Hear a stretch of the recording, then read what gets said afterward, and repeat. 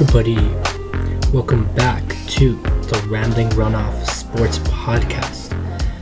I am your host, as always, Robert Rios, and with me next to me virtually is Mr. Danny Tan. Danny Tan, say what's up. Nah, I'm just kidding. Unfortunately for today's episode, Danny will not be joining us today, and I will be going solo for tonight or today or whenever you're listening to this sports podcast. But yeah, don't worry, we still got a good list for you, a good list of sports stuff to talk about. We got some MLB playoff wild card games to talk about. Got some boxing. We got that Wilder Fury fight going on. And also, the U.S. men's national team is back in action with World Cup qualifiers in CONCACAF. And of course, we got the warm-up, the rundown. You already know what's up. But yeah, let's see how this goes. This is going to be a very, very interesting show tonight.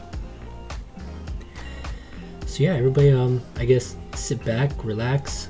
Or if you're in a vehicle driving somewhere to work specifically, make sure you got your ears dialed into my soothing voice. And make sure you got your eyes straight out onto the road. But yeah, welcome to Rambling RunOff with Robert Rios. And yeah, I guess before I do get into the nitty gritty, my week's been fine. You know, I've spent some time with my friends and my family. And yeah, I mean, nothing else much to it. I'm just like every other regular Joe out there. And there is an omission though, which I already spoke to with Danny before I started to record, as we were making our list of topics to speak of, as we always do. We unfortunately forgot to acknowledge something from a previous episode, which I think is now a week old from episode, but 2 weeks old in news. As in, we promised you more golf coverage because we went golfing, and Danny likes to golf, and I've been to the golf range a couple of times. And for some strange reason, it might just be because I'm dumb, and Danny equivalently is also done with me, we forgot to acknowledge that the United States Ryder Cup team was victorious. They won in a landslide, apparently, which I looked up. I mean, if you follow us on Twitter, we were going ham on the coverage, you know, retweeting and, you know, giving out little comments here and there. And yeah, I just don't know why. It just slipped our mind, I suppose. But yeah, the United States defeated the European team in the Ryder Cup. And according to the Ryder Cup website, the USA now has 27 wins and Europe has 14 wins. What does that mean? I have no idea, because I don't watch golf. Frequently, I should say. But Danny does. And this is, I mean, here's a good stat that I could give you with. This is the US team's 43rd. The USA team wins 43rd Ryder Cup. There you go. That's the way I had it lined up. Sorry, kind of a tongue twister there. But yeah, good on the United States on getting the win over the European team. But yeah, now to move on into our real show before I sound more like an idiot, because I don't know anything about golf. Danny, where are you? But yeah, the first thing we got, MLB postseason just started. There are games currently underway that I'm not going to say what's going on. You can go figure that out for yourself, because then I would date myself on this show. But what I can tell you is, if you've been following us on Twitter @OffRambling, or if you just look up Rambling RunOff on Twitter, or even on Instagram @OffRambling, you may hopefully have seen all of the tweets that a certain someone has been putting out in regards to the MLB Wild Card games. And yeah, we had two really good Wild Card games. One which was a very good batting display and a poor pitching display. And the other game, we had a very stressful night. Is the easiest way I could put it for everybody. But yeah, I'll start off with the first game that we had, which was on Tuesday, the AR Wild Card. We had the Boston Red Sox going up against the New York Yankees. The Sox were hosting at Fenway, of course. And in this game, I'll just tell you now, the Sox defeated the Yanks 6-2. And now Boston will head over to Tampa Bay, the Tampa Bay Rays, and face them in the American League Divisional Series. And this was a good game. It was fun to watch, considering there's a lot of hits, even though it was only by one team, but that's okay. And the hitting was led by, for the Yanks at least, Giancarlo Stanton. But also, for the Sox, we had Alex Verdugo hit a lot of good balls that led to a lot of good scoring chances. But here, I will go more into detail for now. Xander Bogart took a changeup to the dead center for a 2-run homer to open up the score sheet in the bottom of the first, and that sparked the Red Sox hitting spree. That helped give them the lead, giving them the 2-0. Then 2 innings later, Kyle Schwarber led off the bottom of the third with a solo homer to right. A single and a walk later chased Garrett Cole from the game. I believe he's the highest paid pitcher in the league and when you're pitching for the Yanks, I think you should have a better outing considering it was a wild card game. And then nothing really happened up until the 6th inning when Anthony Rizzo homered to right and made it a close 3-1 game for the Yanks. Then at the bottom of the 6th inning, Alex Verdugo, as I mentioned before, doubled to deep right. And Xander Bogaerts, once again, was already out in the bases in scoring position, scored off of that. Then later on, in the 7th, Verdugo singled the center, Hernandez scored, and Schwarber scored. However, it was a single, but Verdugo, thinking he had a good chance, ran out to second, and got tagged out.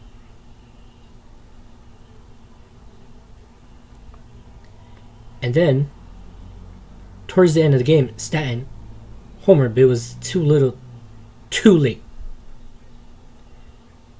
On the mound, as I mentioned earlier, was Garrett Cole for the Yanks. He went 2 innings, allowed 4 hits, 3 earned runs, and 2 walks. He only struck out 3 on the night. For Boston, they had Nathan Eovaldi, who was lights out. He was dialed in and pitched 1 1/3 innings, gave up 4 hits, struck out 8, and only allowed the earned run from Anthony Rizzo's homer. At some point right before the homer, he did retire 11 straight batters. The rest of the Sox bullpen backed him up as Ryan Brazier, Tanner Houck, Hansel Robles, and Garrett Whitlock allowed just the 1 run, 2 hits, no walks, and 3 strikeouts across the final 3.5 innings of work. And like I mentioned before, I guess you could give my player of the game to Alex Verdugo. He was great. For the pitching, Eovaldi went off. And yeah, I mean, with Eovaldi's pitching ability, the Yanks can just never respond. The play of the game came when Stanton hit a ball that got Aaron Judge moving. However, he attempted to score and got tagged out of the plate. It was a little bit weird. It was one of Stanton's high hit balls, which he hit 2 plus the third. Aaron Judge, I believe he was on first, came around second. The third base coach didn't respond to tell him either to stop or wait up until he literally got to the bag, telling him to go. I think he also thought Stanton's ball was going to be a home run, but unfortunately, Stanton hit 2 off the Green Monster. How do you do that? How's that even possible? But yeah, I guess the third base coach thought it was going, and I guess he believed in Aaron Judge's ability to outrun the throw, but unfortunately he was tagged out at the plate. So now it comes to this last question. Did the Yanks lose or did Boston win? But I think Boston won this. It was just the Yanks tripped on their own feet. They just could not hit. Eovaldi was on a good one that night. It looked like he was in control of his pitches. And there was no response from the Yankees with their bats. The bats were asleep in the night out in Fenway.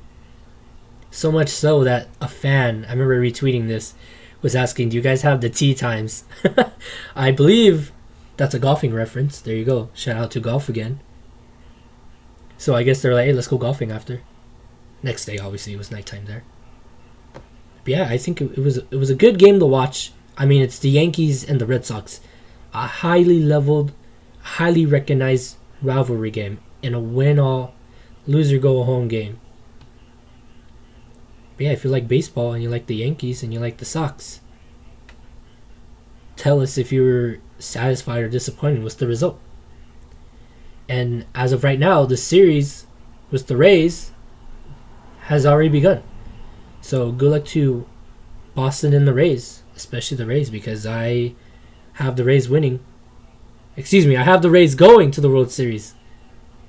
I have the Rays going to the World Series, facing the Dodgers. So if you listen to our podium show, the MLB playoff preview, I got the Rays and the Dodgers going to the World Series. So my bracket, in this sense, is still a go. And now I will move on to the National League Wild Card game, where we had the other team I just mentioned going to the World Series, the Los Angeles Dodgers, facing off against the St. Louis Boogeyman Cardinals. I'm just kidding, the St. Louis Cardinals. But of course, if you are a diehard baseball fan, or at least like the Cardinals, you know the Cardinals got some black magic in their pockets, in their dugout somewhere. You know, they went on an undefeated streak, and that's what got them to this position in the wild card game against the second best team in the league, the Los Angeles Dodgers. And in that game, just to outright say it, the Los Angeles Dodgers defeated the St. Louis Cardinals 3-1 with a walk-off homer by Mr. Chris Taylor. And now LA will play the San Francisco Giants in the NL Divisional Series.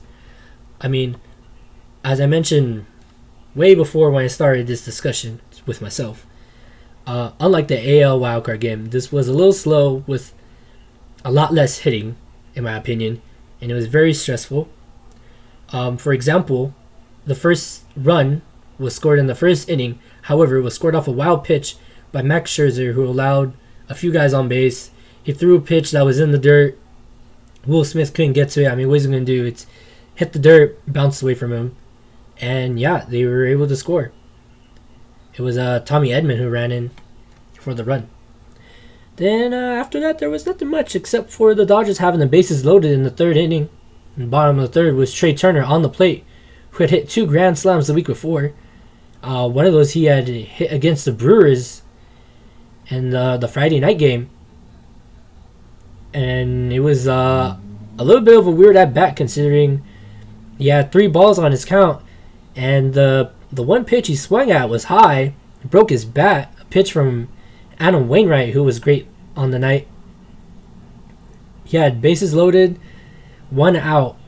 He swung with 3 balls on his count. And unfortunately, he doubled out. It was okay. It was okay. Because then we move on to the bottom of the 4th, where Justin Turner hits a homer into left, into the Dodger bullpen to tie the game. And then later on, the game was on edge. Yeah, like I said, there was nothing much to it. People were getting into scoring position, but nothing was coming to avail. Now I'll move on to the pitching segment of the game. As I mentioned before, Adam Wainwright started for the Cards. He went 5 1/3 innings, allowed 4 hits, 1 earned run, and walked 2. He also had 5 Ks. Following him in the Cardinals lineup was Luis Garcia, Giovanni Gallegos, TJ McFarland, and Alex Reyes to end the night. Max Scherzer started for the Dodgers. He went 4 1/3 innings. He did not look happy. He allowed 3 hits, 1 earned run. I wouldn't say it was that much earned. He had 3 walks and 4 Ks. When I say he wasn't happy, it was funny. The commentators were saying that, oh, who's going to have to take the ball away from him? And of course, the manager, Roberts, went out there, walked up to the mound, and Scherzer had the ball in his glove. So instead of giving him the ball, he shook Roberts' hand instead first.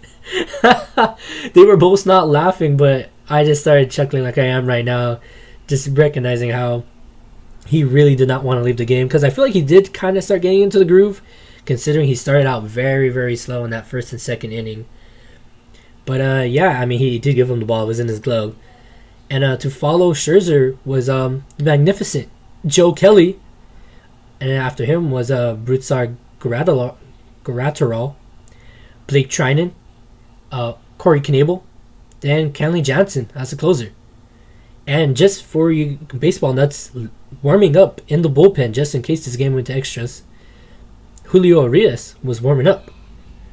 So there wasn't that much hitting from both teams. For example, the Cardinals left 24 runners on base and went 0 for 11 with runners in scoring position. The Cardinals' number 3 and number 4 hitters, Tyler O'Neill and Nolan Arenado, counted for 11 of those 24 runners. St. Louis had the go-ahead run on base in each of the last 5 innings. But of course, however, the night went to 2 of the struggling Dodgers. I kid you not.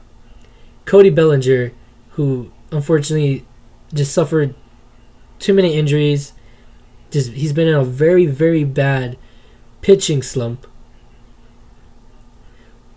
You know, he was able to get on base twice in this game, and this is where this last one came in clutch. Was walked by Alex Reyes. That helped bring on Chris Taylor, and during that at bat, Cody Bellinger was able to outrun Yadier Molina. Even though I'll say he outran it, even though Molina, when he tried picking up the ball, it slipped out of his hand, so he wasn't able to grasp it and sling it at second. As good as he is, that one little slip up was allowed Bellinger to get the second. And that was the second of his night, by the way. He had already stolen another one earlier, which I would say that first one was pretty difficult considering he slid in an awkward position. He slid into second like if he was sliding under lasers. But yeah, he was able to get the second in the bottom of the ninth. Chris Taylor, another guy, another struggling Dodger who's just gone cold, hasn't really hit that well. I believe he had struck out his at bat before. You know, he swung at the first pitch, which went straight into the dirt. And I was like, oh man, that boogeyman magic is about to kick in. But no, just as classic as Chris Taylor is as a Dodger, for all that time he's been there, whacked the ball into left field into the stands and gave the Dodgers a 3-1 victory for a walk-off homer. He is now the 4th Dodger in their postseason history to hit a walk-off home run. But yeah, I mean, good on him, good on the Dodgers, good on the team for keeping my bracket alive. I mean, it would have been pretty bad if we all made these predictions and only 1 or 2 of us got them right.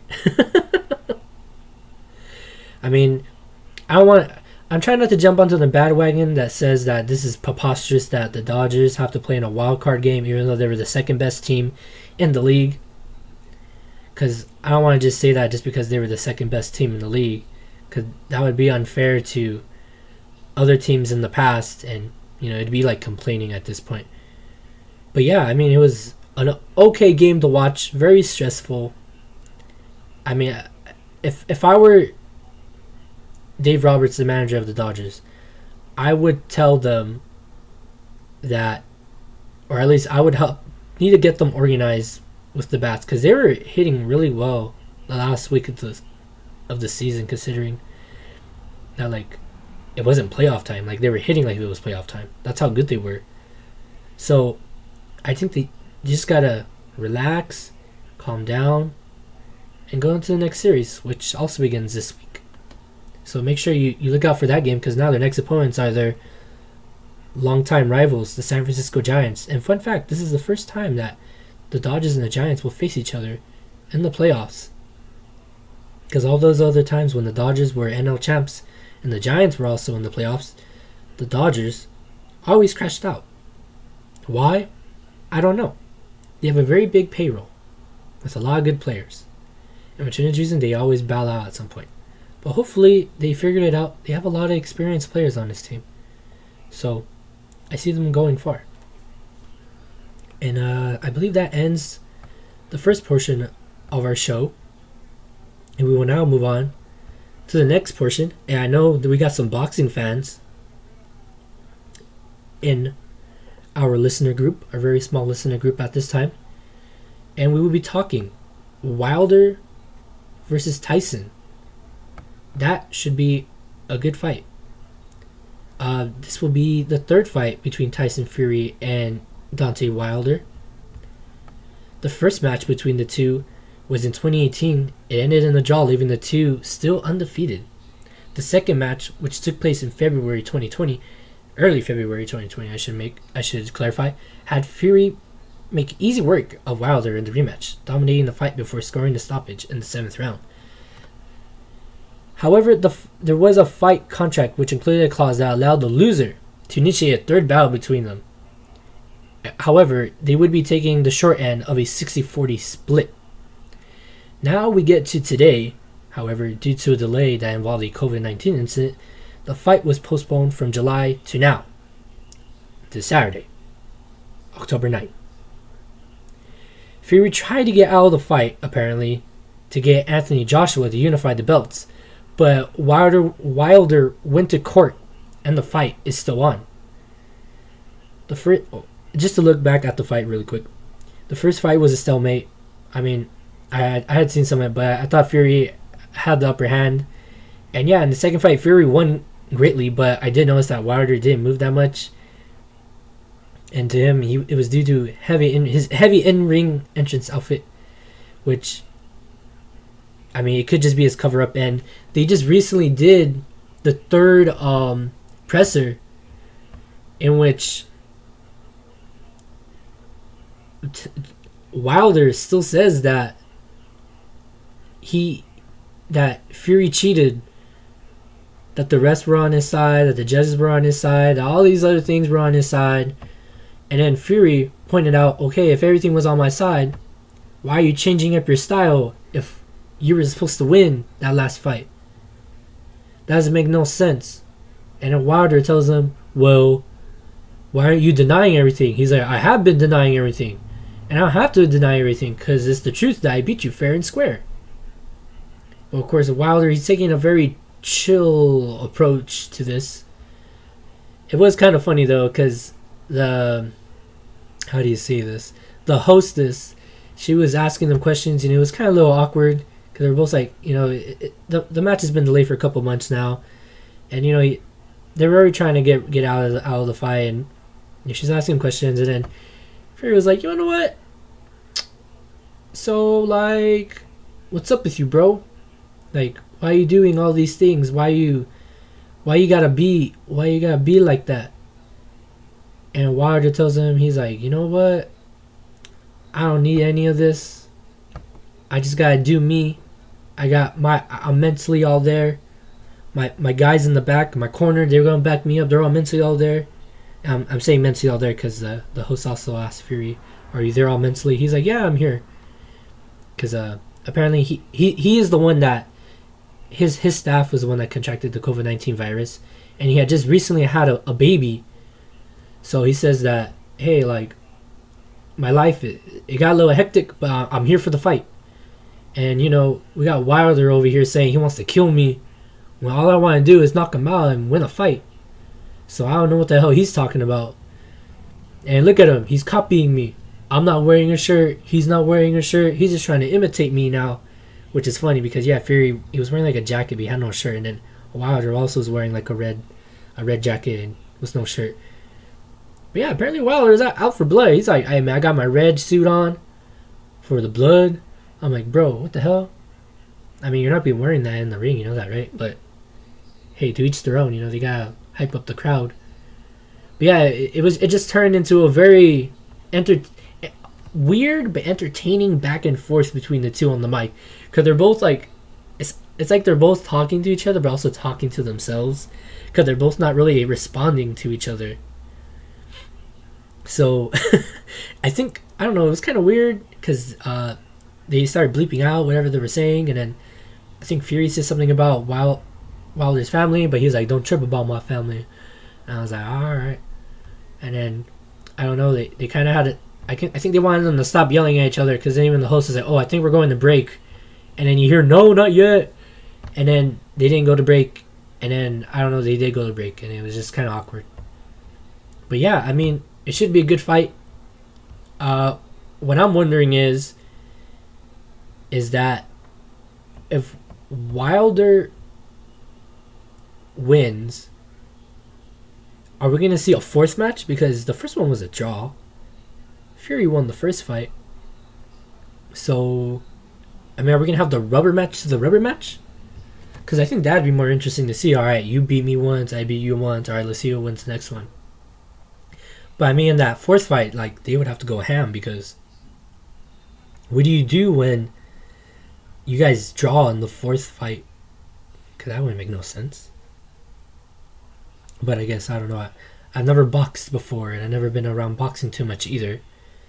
This is where Danny's insight on the combat sport would come in useful. But it's okay. It's okay. I think we're going pretty good. Where are we at? We're at like about 27 minutes on the dot. We're good. We're chilling. We're doing good here today, guys. But yeah, this fight is for the WBC Heavyweight Title. At the moment, Wilder is 42-1-1 and Fury is 30-0-1. Yeah, Danny, what do you think about this fight? If you're there, can you at least tweet who do you think is going to win? Please, if you have time. I know you're a busy man.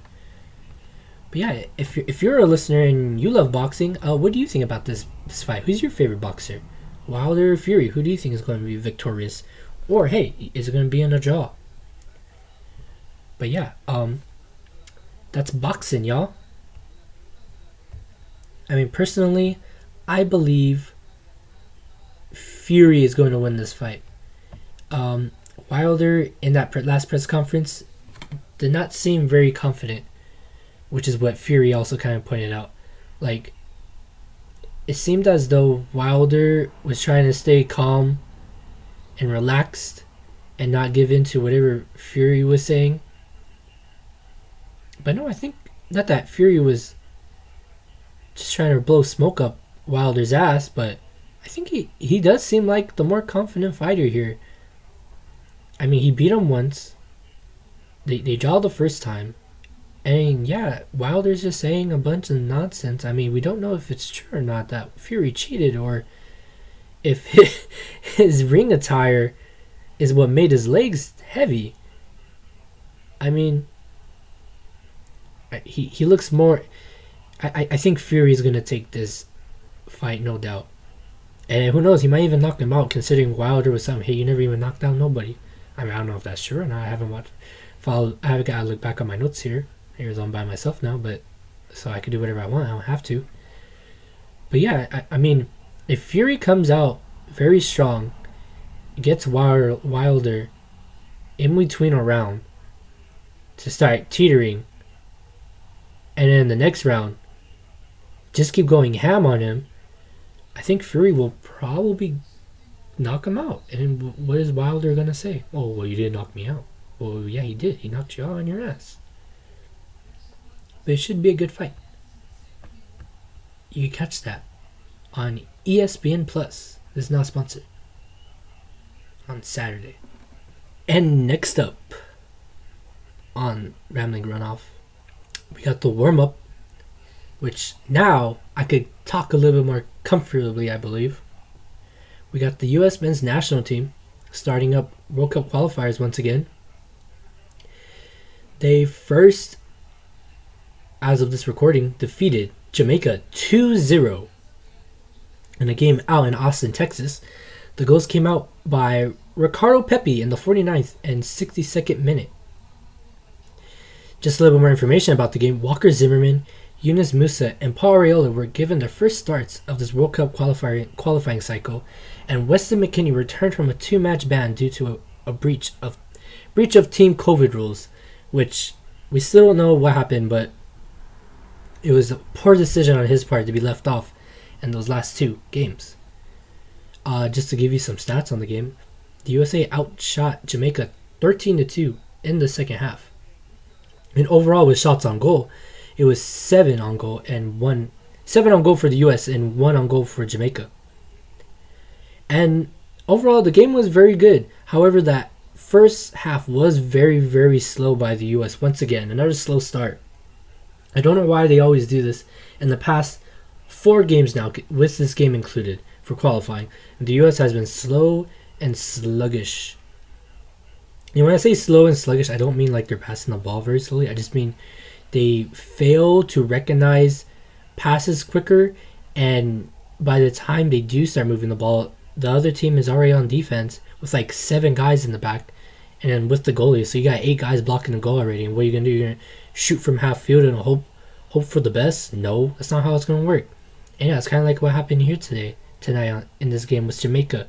The USA had most of the possession. I believe they had 61% possession overall, and they played the same they did in the first 3 games, where they had the ball, passed the ball around, and then nothing. They don't score nothing. And Jamaica had, I would probably say Jamaica probably played better than them in the first half, because it looked like they were taking more chances with the ball and shooting. But hey, we got Matt Turner at goal, so it was good to see him in the lineup again, being able to stop shots. But yeah, the US was struggling there for a second. But if I were to kind of give you guys a more proper recap, that first 20 seconds of the game, holy crap, that referee, man, I don't know what the hell his problem is. There was a ball given to Ariola, a through ball, came up through his feet, and the Jamaican defender pulled him down. He was the last defender, by the way. And with the laws of the game in FIFA, that should have been an automatic red, as the defender was the last man, and it was an obvious goal-scoring opportunity. Everybody starts freaking out. Players are running to the other referee, like, hey man, like, you were right in front of her, what'd you see? And the referee's talking to him. And all the other main referee does is turn around and give the guy a yellow. What the hell was that? That should have been a red card, a direct red card. But of course, what happens sometimes is that these referees, they don't want to dictate the game too early. But it was very disappointing. And another thing that factors into this is that CONCACAF found it impossible for smaller regions, the smaller countries, I don't know, like El Salvador, Honduras, to be able to have video review that supposedly, from CONCACAF words, they did not have the infrastructure or technology to have VAR, which I think is total BS. Because if you're the governing body of soccer over here in North America and parts of the Caribbean, and you're trying to give high level soccer to this region of the world, basically trying to almost mimic UEFA in Europe, you're telling me you guys can't get these other countries' video review?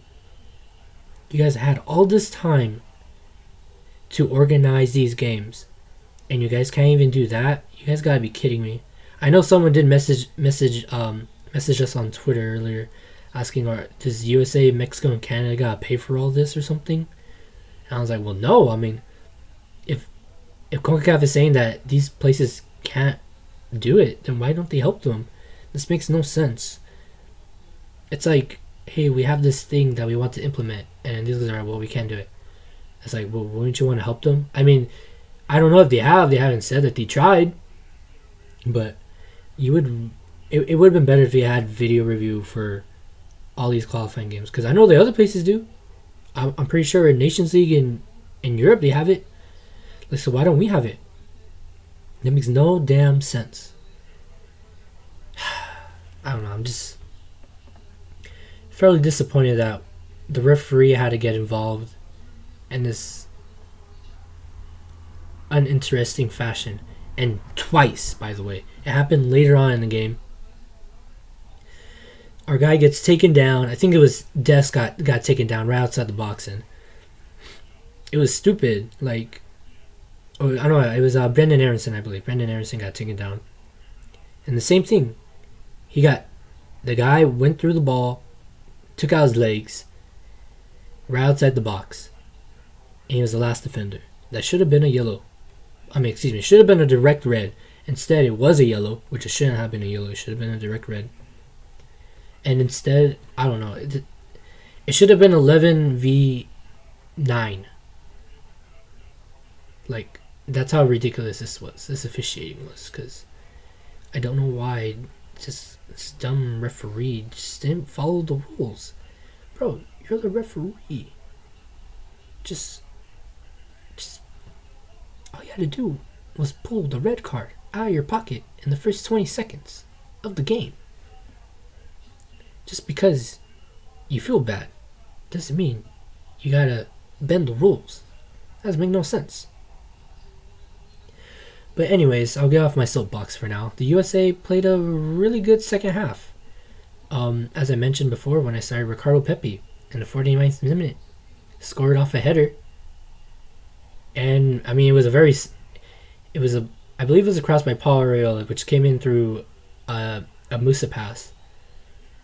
You know, ball was in the air, he redirected it in, and boom, USA on top early on in the second half. I mean, hey man, Ricardo Pepi, he's been on a tear. A tear. I mean, he went from nothing to something. And just to let you guys know, here, where's it at? Oh, I guess my notes are not as organized. Oh no, right here, yeah.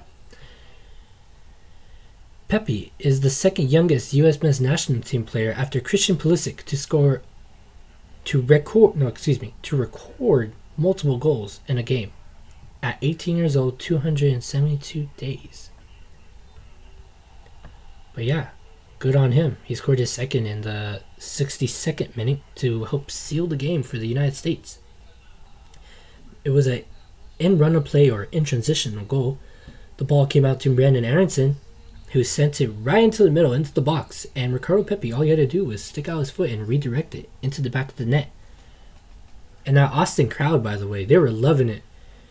That those first couple of minutes, they're really into it. The whole rest of the game, they were into it. You know, when those goals went in, you know, they went off. So good on them, that Austin crowd, on supporting the United States, which I think is the second men's United States game to be hosted there. And they already hosted one women's match there, one U.S. women's national team match there. So yeah, USA on a roll at the moment. They are in first place of qualifying with Mexico and Canada right behind them. And guess what? Mexico and Canada are also playing each other. So make sure you go check out those scores and see where they're at now in the standings. So go USA. And next up for the United States, before I actually depart, the USA will go away to Panama on October 10th. And after that, they will be hosting Costa Rica 3 days later. So yeah, hopefully they win these next two matches. It's not very easy playing away in CONCACAF, because usually the USA plays pretty well against Panama, but that's usually on home soil, and they usually dominate the Panamanian team. So hopefully they get the 3 points. I mean, I would say I'd rather get the 3 points, but of course, if you're in crunch time and head coach Greg Berhalter thinks that the team cannot hang no more, take the point, but don't come back with 0. If you come back with 0, then they're in trouble. I mean, they were in trouble from the beginning, but they need to start. They need to start continuing this mojo, because they have too good of a team to be letting points slip away. Considering we don't even have they don't even have Gio Reyna or Christian Pulisic for these games. So there you go. And the Costa Rica game, I don't know. It's Jekyll and Hyde with Costa Rica. Sometimes they're on, sometimes they're off. The last time I saw the USA play Costa Rica, they lost to the Costa Rican team. So hopefully the USA continues this winning streak.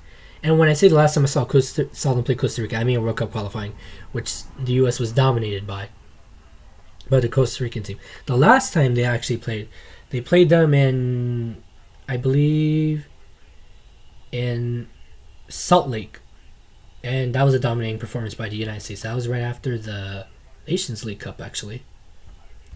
And one more thing I would like to leave you off before I stop talking about the United States soccer team. The USA men's national team extends their competitive unbeaten streak to 14 games, 12-0-2. That's the longest such streak in team history. The US is unbeaten in the first 4 games of the final round of World Cup qualifiers for the first time since the 2002 cycle. So if you want Greg Berhalter out, I don't know what the hell you're talking about. I mean, it's a bunch of ties and a few wins sprinkled in. But hey, they're undefeated. So, speaking for Greg, you can suck it. But yeah, go USA. And yeah, I believe that wraps up the warm-up. And we will now go into the rundown, which should not take too long because I'm here by myself. In the rundown, we got UFC Fight Night winners. From last week, we had acknowledged that there were going to be some fights. And the first fight that I would like to say here, we got Thiago Santos defeating Johnny Walker by unanimous decision. And the next fight, we had Kevin Holland versus Kyle Daukaus in a no contest. And I had to look this up more thoroughly because I was like, how the hell does this fight end in no contest? Either A, they both broke each other's legs at the same time, or B, the both fighters said, you know what? I don't want to do this fighting thing no more. Let's fight another day. But no.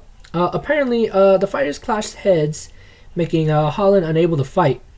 But before the ref kept the fight going, it was kind of weird.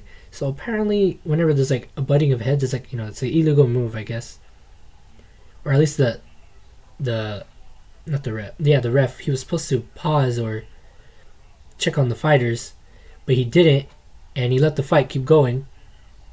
And Holland, he went down, and then Daukaus just started laying it on him.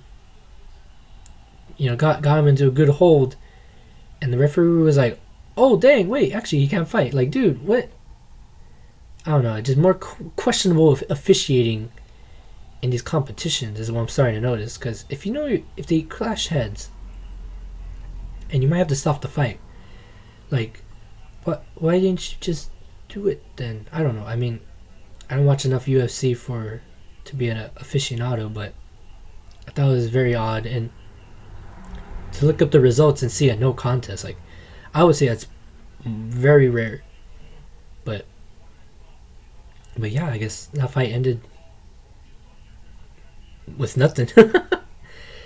And the other fight that we pointed out last week, Alex Oliveira, he went up against Nico Price. Price was defeated by Oliveira in a unanimous decision also.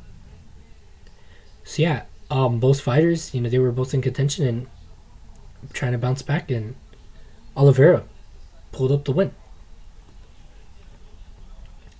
And this was going to be the warm-up, but I changed my mind.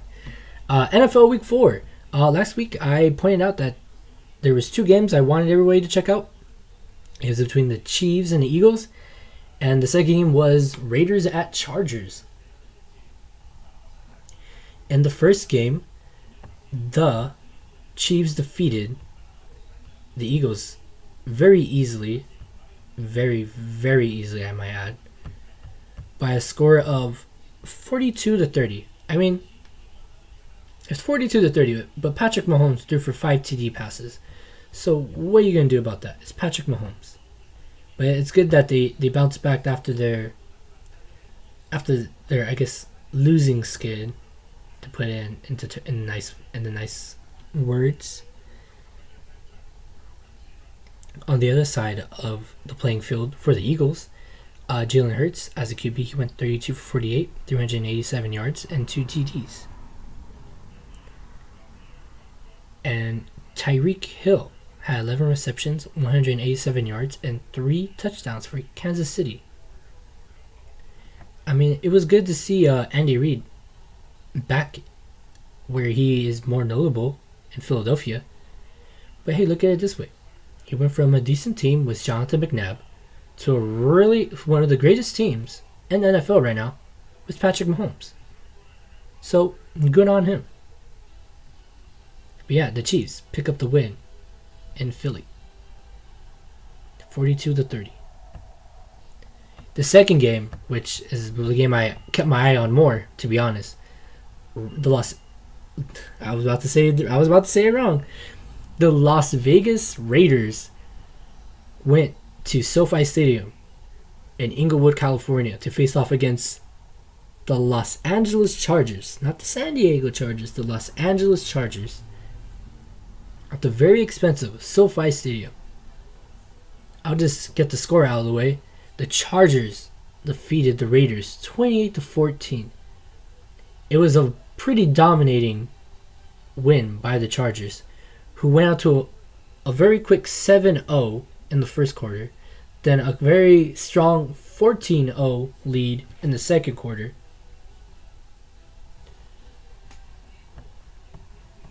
But of course, this game wouldn't have gone. Actually, it did go with a lot of hitches. So right before kickoff, for some strange reason, it started raining in California, in Southern California. There was thunder and lightning in the area, and for some strange reason, the stadium was a highly technological roof. Not a dome, a roof, everybody. To be clarified, it's a roof. The game was postponed for about 30 minutes. What in the hell? How you guys have a roof over your stadium and the game gets postponed? There's a video of head coach of the Raiders, John Gruden, talking to the ref like, what? We have a roof. But nope, they told everybody back into the locker rooms. To my understanding, apparently they had equipment outside and they couldn't afford for it to get wet or some BS like that. So they had to tell everybody, all right, you know, everyone just go back inside. We're not ready yet. We're not ready yet. All right, you guys can't see, but I'm moving my hands like pushing people like, all right, everybody go back. Everybody go back. But I'm like, bro, like, why would you guys do this? This makes no sense. But hey, it's California. It doesn't really rain that much. Trust me, I know. But hey, the game did get exciting, besides the fact. In the third quarter, the Raiders responded with 14 points of their own in the third. But it was not enough, as the Chargers did take the lead once again, winning by a score of 28-14, as I mentioned earlier. I would also like to point out that apparently, to add on to the weirdness of this game, there was like, the commentators kept pointing out there was at least 75% more black than blue and yellow in the crowd. Or if you're my friend and you're listening to this, the silver and black. You know who you are. But hey, what are you going to do? LA, a lot of people grew up with the Raiders in Los Angeles when they were here. So, what are you going to do about that? This is still somewhat of a Rams town, but I would still say the Raiders still have a good grasp on the LA fan base here. And the Chargers, amen. You guys just got to do a little bit better. But hey, good on the Chargers. They were able to defeat the Raiders, who I believe at the time were undefeated. So yeah, good job, LA. Even though people still think you're San Diego or you're not even an LA team. But in regards to top performances, passing, Justin Herbert for the Chargers went 25-38, threw for 222 yards, and had the 3 TD passes. 3 TD touchdowns, I should say. Rushing, actually, I would say, I mean, it was all Chargers. Austin Eckler, who doesn't get much carries, had 15 carries, 117 yards, and had the 1 TD. And I also noticed that the commentators' analysis were pointing out, how come he doesn't get the ball more? Well, I don't know. I don't know what to tell you. But there was one run play where he bounced off to the outside, which they pointed out was very rare, saying that he usually only runs inside. But they had him bounce outside, and he went for a yard. And receiving for the Chargers was Jared Cook, 6 receptions, 70 yards, and 1 TD to add to his stat list. So yeah, those were the two games that I was hoping were good games, and yeah, they were. I mean, one was a little bit of a blowout, but the other one was somewhat competitive, even though there was more fans of the other team, and the game was postponed for rain in an indoor stadium, technically. And now we move on to week 4 of the NFL. No, excuse me, week 5 of the NFL matchups I like to watch. First up, we got the Giants at the Cowboys, which both teams are not doing so well. However, actually, no, I take that back. The Giants are not doing well. I guess the Cowboys are doing well now, I guess. They have a record of 3-1. They're 2-0 at home. And the Giants, who just came off a comeback victory, their first victory over the New Orleans Saints at the Superdome. They came back against the Saints to win an OT. And now they're going to go face the Cowboys. Let's see how that game fares out. I'm not going to say that the Saints let up because I like the Saints. But did the Giants just figure it out? We'll have to see now. Because the Cowboys are playing good. They're 2-0 at home. So, let's see if the Giants can top off another good team as the away team. So, yeah. And the second game I like to point out here is a good old Baltimore rivalry on Monday Night Football. Colts away to the Baltimore Ravens. And I say an old Baltimore rivalry as in the Baltimore Colts. Well, the Colts, I should say, used to reside in Baltimore up until they moved. And then Baltimore didn't have a team. However, the Cleveland Browns, who were struggling, moved to Baltimore and became the Ravens. And now we have the Colts and the Ravens, which both used to be, one team used to be in Baltimore, the other one now is in Baltimore. So it's a little bit of a, who is the OG Baltimore team? Is it the Ravens or is it the Colts? The Ravens right now are 3-1, 1-0 at home. And the Colts are 1-3, 1-1 away. So let's see how this game goes out, considering Lamar Jackson, he's trying to keep this team afloat. Currently, he is 75 of 124 passing. He's thrown for 1,077 yards, and he has 4 TDs. He leads the team in rushing, 42 carries, 279 yards, and 2 TDs. So let's see who is the real Baltimore team. That game is at 5:15 p.m. Pacific Standard Time on October 11th, Monday Night Football. Catch that on ESPN. And unfortunately, there still is no Eli Manning and Peyton Manning show. So they need to bring that back soon. I believe it comes back in 2 weeks. And the last thing here in the rundown for the Rambling Runoff Sports Podcast Show with your host, Robert Rios, who's been doing this all by himself today. We got some WNBA action going on. So, I'm going to be honest, I don't watch much WNBA. But it is a little bit of a hot commodity right now in the sports world. And hey, why didn't we start? We need to start supporting some of these women's leagues. There's a WNBA, which is fun to watch, so go and check it out. They already wrapped up the first 2 rounds, which were a single elimination. Phoenix defeated, I believe, New York. And then Chicago defeated Dallas in the first round. And the second round, Chicago defeated Minnesota. And then Phoenix defeated Seattle. Then in the semifinals, which are best of 5, Chicago, the number 6 seed, came up on top over the Connecticut Sun, as the Chicago Sky won the series 3-1. And currently, there is going to be one more game in the other semifinal between the Las Vegas Aces and the Phoenix Mercury.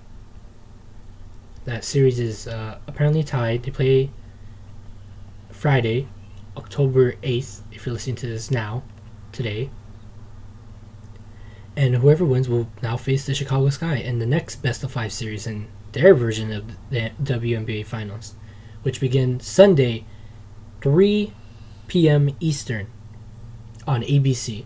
So go check it out. I haven't watched the WNBA in a long while, but apparently Chicago Sky, they have Candace Parker, who, I believe she's been in the league for a hot minute. So if you guys got some time, go watch some WNBA. Go support the girls. Go check it out. I know it's not as intense as men's basketball and the regular NBA, but hey, when they're on a good one, these girls, they do kick ass. So go and check it out. I'm gonna try. We do follow the WNBA social medias. So, even if you don't, just do that. I'm trying to get more eyes to more sports. That's more or less why I started this podcast, because I want to talk about sports. Big, medium, small. That's why we have a good variety of stuff to talk about in this show. And am I stalling for time? No, I'm not. Shut your mouth. But yeah, I believe that is everything I have for today, whenever you are listening to this program, this sports podcast. But yeah, if you're listening to this show on YouTube, please make sure to press that subscribe button. It would really help us out. And make sure you like the video. And comment below if you have any suggestions on the show, or if you think I did a really crappy job doing this by myself. But yeah, if you're listening to a specific listening platform, thank you very much. If you're able to review the show, like on Apple Podcasts or Google Podcasts or Stitcher or any of those, tell us what's up. Tell us what you think about the show, and thanks for listening. If you want to hear more from our show, or from me specifically, me and Danny, you can follow us on Twitter at @OffRambling, or you can find us on Instagram with the name Rambling Runoff, or type in @Rambling Runoff. And oh man, I almost forgot. We are now on Stitcher and Google Podcasts. I mentioned it earlier. I don't know why. I almost slipped my mind. But yeah, we finally are on Google Podcasts and Stitcher. So if you happen to listen to Stitcher and Google Podcasts, tell us what's up. Give us a shout out on Twitter at @OffRambling. But yeah, I think that is everything for today, guys. Thank you for listening so much. I really appreciate it. And yeah, see you guys next time. Peace out. Hopefully Danny's here next time. See ya.